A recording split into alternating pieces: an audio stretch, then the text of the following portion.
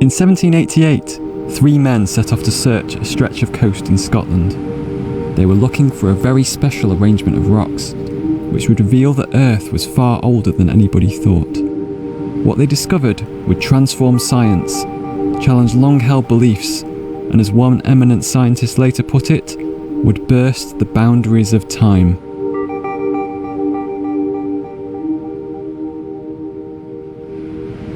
My name's Richard Fisher, and over the past few years I've been researching and writing about what it takes to embrace a longer-term view. It's why I was drawn to the story of James Hutton, the father of geology.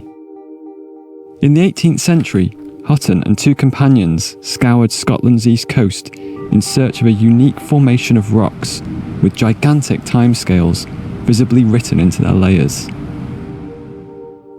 I decided to retrace Hutton's steps to the place he found, called Siccar Point. But also maybe there are ways to, learn from nature to build cities that are better for all living things and things like I was joined by Edinburgh University's David Farrier, an expert on deep time and author of the book Footprints. On our hike, I would learn why Siccar Point is one of the best places in the world to understand the deep geological past. But to my surprise, I would also discover a coastline that harbours signatures of the deep future too. So we're looking out over Cove Harbour, where I think James Hutton may have left. And then we've got Torness Nuclear Power Station in the distance. It's quite a contrast. In the late 1700s, James Hutton, a farmer and keen geologist, noticed something curious about the rocks near his home.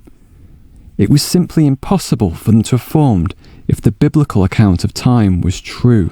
And the remarkable thing about Hutton is, I think, he arrived at an understanding of eternity through evidence, through what he could point to, particularly on his farm.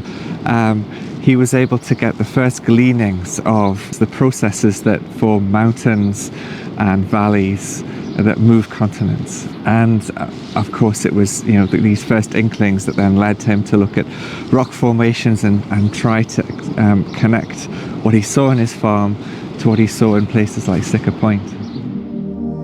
Hutton had spotted an arrangement of rocks called an unconformity, a line separating 2 radically different rock formations, and within which tens of millions of years of time had passed. In 1788, he took 2 other researchers, John Playfair and James Hall, to show them what he had found. By this point, I think Hutton had already established many of his theories, but he was setting out to actually show people, to taking people out into the landscape and say, like, look at these rocks here, this makes my point. You seem eager to get there, David, you're rocketing ahead. Oh, sorry, no, I'm just thinking about my picnic. Yeah. You can just see it, right? You're staring into the abyss here. Yeah. Are we going down? So, David, we made it. After a 2-3 hour walk and a very steep slope clinging to a rope, we are finally here at one of the most, if not the most important location for geologists, Siccar Point.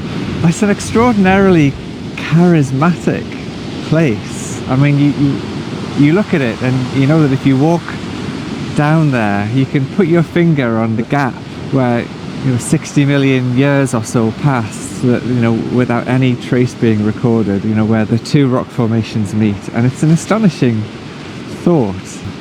And there's definitely that sense of the sublime there, of something that overwhelms and far exceeds, the human scale. So how did Hutton know that his unconformity was special?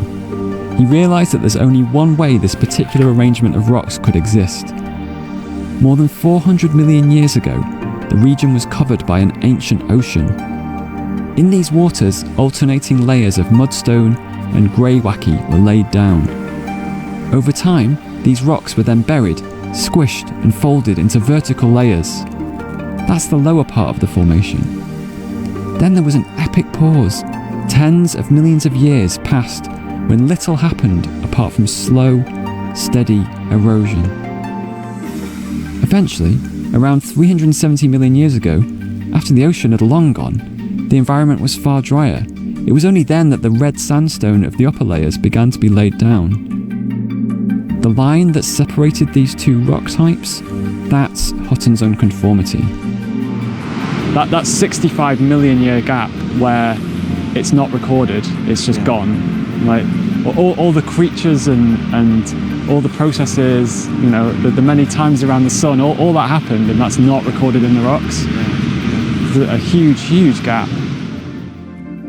What I love about geology is that every rock tells a story about an ancient environment and process. A quiet ocean punctuated by sudden surges of sediment. A desert with dry sand grains blown along by the wind. A tropical rainforest chock full of verdant life. But what the unconformity represents is an absence. There is no environment or process to describe here. However, there is a story. And it was a story that would change humanity's place in time. Hutton's discovery would prove to be more than a geological oddity. Before the 18th century, the biblical account of time was dominant. By one Christian calculation, the Earth was only a few thousand years old. Hutton transformed that view. It wasn't an easy idea to swallow, was it? No, it was radically challenging to some of the fundamentals of how many people would have viewed the world. All of human history is just scratching the surface of planetary history. Writing about the visit to Sicker Point afterwards, Playfair wrote, "The mind seemed to grow giddy by looking so far back into the abyss of time." In Hutton's words, time had no vestige of a beginning and no prospect of an end. And although Hutton didn't give a full account of the processes that he had an insight into, he opened the door. Darwin would not have been able to formulate his theory of natural selection without the affordance of deep time that Hutton allowed.